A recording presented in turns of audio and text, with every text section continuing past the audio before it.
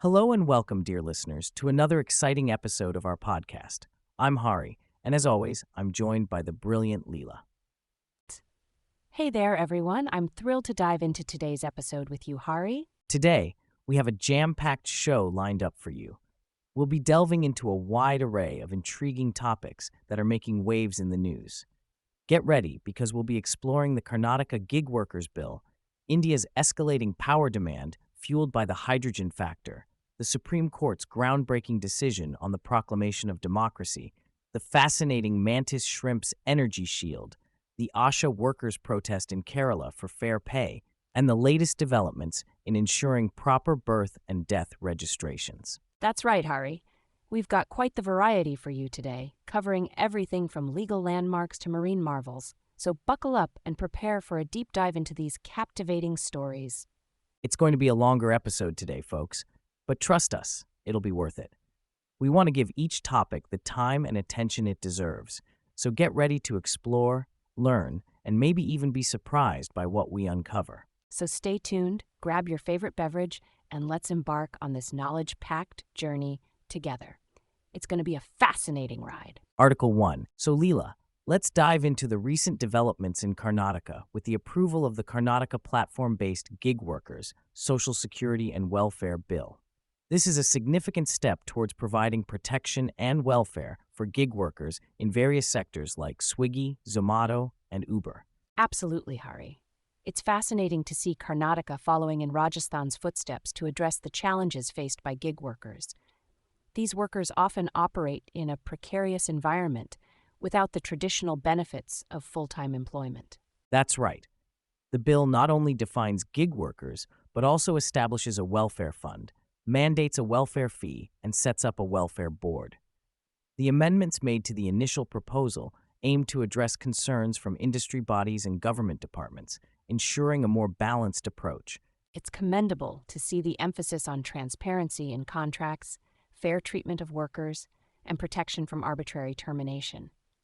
These measures are crucial for creating a more equitable gig economy where workers are not left vulnerable. In today's world, where the gig economy is rapidly expanding, such legislation is incredibly relevant. It sets a precedent for other states and countries to consider similar measures to safeguard the rights of gig workers who form a significant part of the workforce. Absolutely, Hari. Just look at how platforms like Swiggy and Uber have become integral to our daily lives. Ensuring the well-being of those powering these services is not just a matter of ethics, but also of social responsibility. Indeed, the challenges and controversies surrounding this topic are also worth exploring. Some may argue that these regulations could stifle innovation and flexibility in the gig economy. Finding a balance between worker protection and business sustainability is key. That's a valid point, Hari. It's essential to consider the perspectives of both workers and businesses to strike a harmonious balance. Perhaps implementing mechanisms for ongoing dialogue and adaptation could help address these challenges effectively. Looking ahead, the future outlook for gig workers seems promising, with more states likely to follow suit in introducing similar legislation. This could lead to a more standardized and supportive environment for gig workers across the country. Absolutely, Hari. As the gig economy continues to evolve, we can anticipate more tailored solutions to address the specific needs of gig workers in different sectors. It's heartening to see progress towards a more inclusive and sustainable future for all workers involved in such platforms. Article 2. So Leela, India's push towards electrification and hydrogen use to meet rising power demands is quite fascinating. It seems like the country is really gearing up for a significant energy transition. Absolutely, Hari. The emphasis on nuclear power as a key component in this shift is noteworthy. Did you know that India has been investing in nuclear energy for decades now, with the first nuclear reactor going critical way back in 1960? That's an impressive historical backdrop, Leela. It's interesting to see how India's energy landscape has evolved over the years. And now, with the government aiming for 100 gigawatts of nuclear capacity by 2047, it's clear that they are serious about achieving their energy goals. Definitely, Hari. The focus on constructing pressurized heavy water reactors to meet this target shows a commitment to expanding nuclear power generation. And the idea of balancing energy sources by flexing nuclear plants and producing hydrogen during surplus electricity periods is a smart move towards efficient energy utilization. It's all about synergy, isn't it? Transitioning to low-carbon hydrogen and integrating hydrogen generation with electricity storage not only enhances economic viability, but also contributes to a more sustainable energy ecosystem.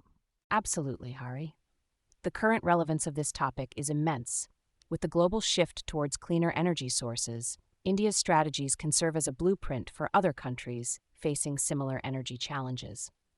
The integration of nuclear power and hydrogen production aligns well with the broader goal of achieving a net zero economy.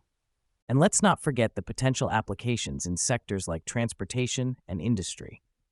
The use of low-carbon hydrogen can significantly reduce carbon emissions, paving the way for a greener future. On the flip side, Hari, there are challenges and controversies that come with such a significant energy transition. Some may argue about the safety concerns associated with nuclear power, while others may question the scalability and cost-effectiveness of hydrogen production on a large scale. Those are valid points, Leela.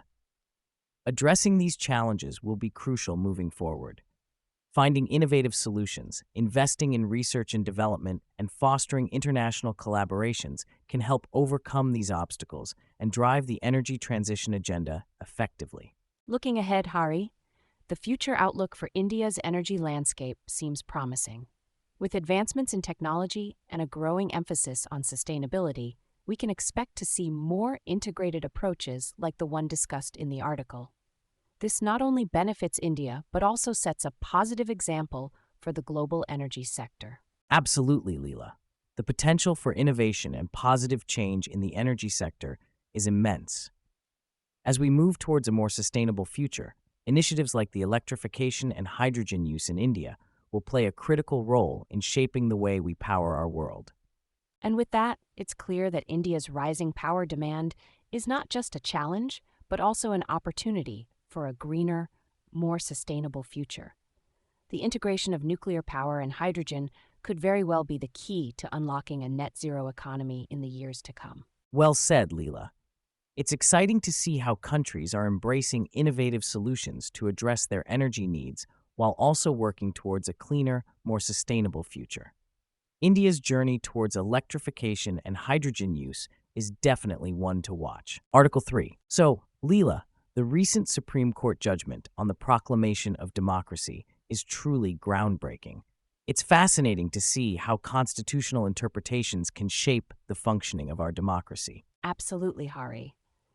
This judgment marks a significant shift in the balance of power between the legislative and executive branches. It's a bold move that emphasizes the importance of upholding the will of the people through legislative processes. The court invoking Article 142 to ensure timely responses from governors and the president is a crucial step towards streamlining the legislative process. It sets a precedent for efficient governance. I read that the judgment also highlighted the need for shorter and more prompt judgments to enhance the efficiency of the legal system. It's interesting how the court is not just making decisions but also suggesting improvements for the future. Definitely. The removal of perceived immunity for governors and the president in the legislative process is a significant development. It reinforces the idea that no one is above the law and that decisions should reflect the democratic values of the people. The emphasis on consolidating similar cases before the same bench for efficient adjudication is a practical approach to handling legal matters. It shows a commitment to improving the judicial process for the benefit of all involved. Moving on to the current relevance and applications of this judgment, Leela, how do you think this ruling impacts the way laws are made and implemented today? Well, Hari, in today's world where the political landscape is constantly evolving, this judgment sets a strong precedent for ensuring that laws are not obstructed for political reasons. It promotes transparency and accountability in the legislative process. Absolutely, Leela. We've seen cases where governors or presidents have delayed or blocked laws for various reasons, often leading to prolonged legal battles. This judgment paves the way for smoother and more efficient governance. It also reinforces the principle that the powers vested in public offices should be used responsibly and in the best interest of the people. It's a reminder that no position is above the fundamental principles of democracy. Let's delve into the challenges and controversies surrounding this ruling.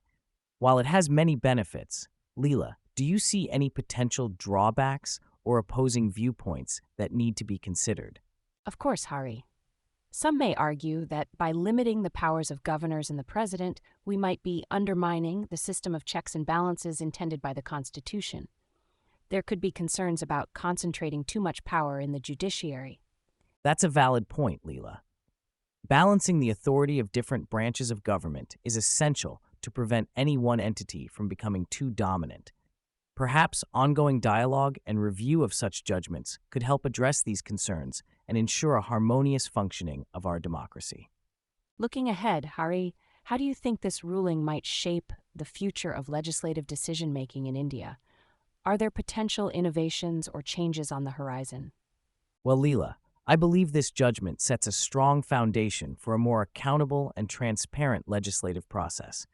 It may encourage lawmakers to be more responsive to the needs and aspirations of the people they represent. We could see a more proactive approach to governance in the future. Absolutely, Hari. By emphasizing the principles of democracy and the rule of law, this ruling could pave the way for a more efficient and effective governance system.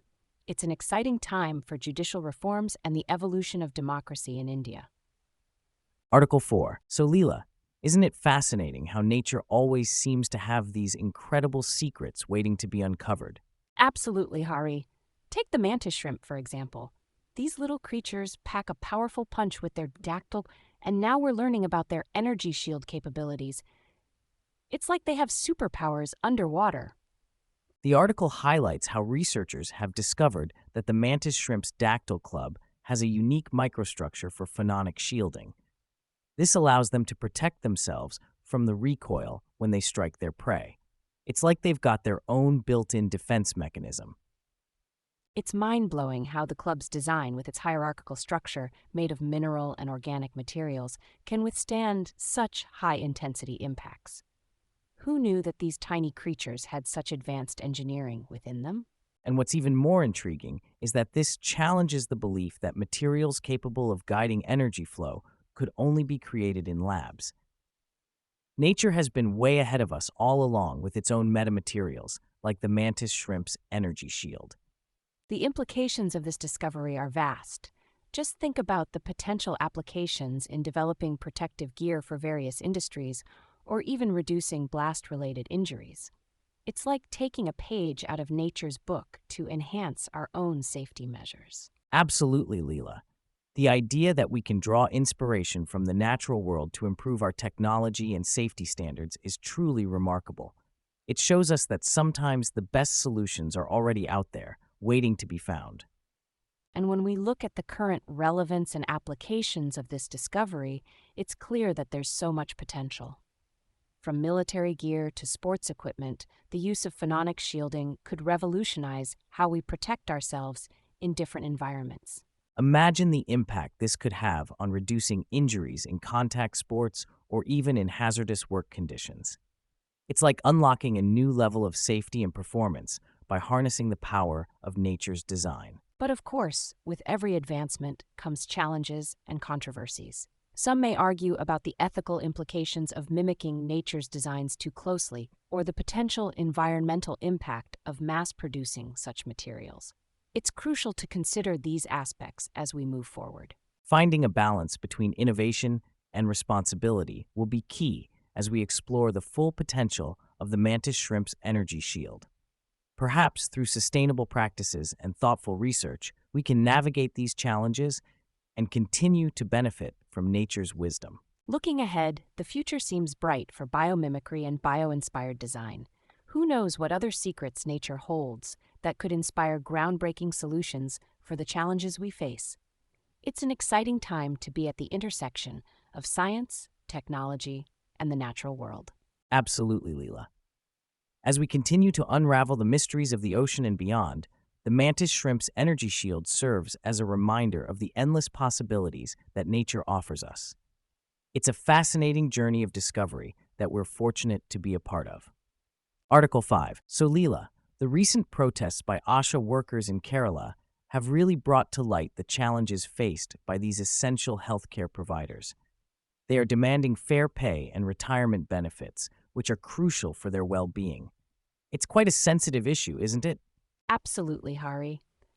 ASHA workers play a significant role in the healthcare system, especially in rural areas, and their demands for better pay are completely valid. It's startling to hear that they currently receive just $7,000 a month, which is well below the minimum wage standards. These frontline workers deserve so much more for the invaluable service they provide. It's disheartening to learn that the state government claims to pay one of the highest honorariums to ASHA workers in Kerala, yet the workers feel otherwise due to certain criteria affecting their actual earnings. The disconnect between the government's perspective and the ground reality is quite evident here. The fact that the state government is attributing the ASHA's demands to the union government, stating that certain changes are beyond its control, adds another layer of complexity to the situation. It seems like there's a lack of clarity and accountability in addressing the concerns of these workers who are essential to public health. The promise made by the Union Health Minister to revise ASHA workers' incentives is a step in the right direction, but the absence of a clear timeline for action is concerning. These workers need concrete support and assurance, especially when it comes to their financial stability and retirement benefits. In today's world, where the importance of healthcare workers has been magnified by the ongoing pandemic, it's crucial to address the challenges faced by ASHA workers. Their demands for fair pay and retirement benefits resonate with many frontline workers globally, who are often underpaid and undervalued for their contributions to public health. Absolutely, Leela. The struggles of ASHA workers in Kerala shed light on a larger issue of undervaluing essential workers across various sectors. It's essential to recognize and address these disparities to ensure a fair and equitable society for all. The future outlook for ASHA workers will greatly depend on how policymakers respond to their legitimate demands for better pay and benefits. Indeed, Hari. As we look ahead, it's crucial for governments to prioritize the well-being of healthcare workers and ensure that they are adequately compensated for their hard work and dedication. Supporting ASHA workers in Kerala is not just about meeting their demands, it's about acknowledging the invaluable contribution they make to the healthcare system and society as a whole.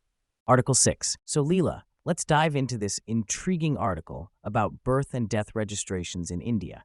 It's quite a critical issue with significant implications. Absolutely, Hari. Did you know that birth and death registrations are fundamental for establishing identity, inheritance rights, and even accessing government services? It's surprising to hear that around 10% of these events go unregistered in India. That's a staggering number, Leela. The fact that there are penalties for negligence in registration underscores the importance of this process. The recent circular from the Registrar General of India urging timely reporting is a step in the right direction. It's interesting to see the government leveraging technology with the centralized portal for digital birth certificates. This move aims to streamline various services like education admissions and job applications, making life easier for citizens. Absolutely, Leela. Technology can indeed be a game changer in improving registration processes. However, there seem to be challenges like delays in issuing certificates and hospitals waiting for relatives to approach them for registration. These challenges can lead to underreporting and pose obstacles for individuals in accessing their rights. It's crucial to address these issues to ensure universal registration. Definitely, Leela. It's a multifaceted problem that requires a comprehensive solution. I wonder if there are any debates or controversies surrounding this topic. One potential debate could be around the balance between enforcing registration laws and ensuring citizen-friendly processes. Striking the right balance is essential to encourage compliance while making the system accessible to all. That's a valid point, Leela. Perhaps exploring innovative solutions like mobile registration units or awareness campaigns could help bridge the gap. It's crucial to involve various stakeholders in finding sustainable solutions. Looking ahead, Hari, I believe there's potential for significant improvements in birth and death registrations in India. By leveraging technology, enhancing citizen engagement, and addressing systemic challenges, we can move towards universal registration and better access to rights and services. Absolutely. Leela. The future looks promising with the right interventions in place. It's essential for policymakers, healthcare providers, and communities to work together towards achieving proper birth and death registrations for all individuals. Conclusion. Well, folks, we've covered quite a range of topics today, from the Karnataka gig workers bill to the fascinating energy shield of the Mantis shrimp. Absolutely, Hari. And let's not forget India's rising power demand and the recent legislative decisions shaping our democracy. It's been a whirlwind of information, but if there's one thing we hope you take away from today, it's the importance of staying informed and engaged with the world around us. That's right. Whether it's supporting fair pay for ASHA workers or understanding the potential of hydrogen in our energy future, these discussions impact us all. So, dear listeners, we encourage you to reflect on these topics, spark conversations with friends and family, and maybe even take a deeper dive into the articles we've covered today. And as always, we want to thank you for tuning in and being part of our podcast community. Your support means the world to us. Stay tuned for more insightful episodes where we unpack complex issues, share stories from around the globe, and maybe even throw in a joke or two. Until next time, stay curious, stay engaged, and keep making a difference. This is Hari. And Leela signing off. Take care, everyone.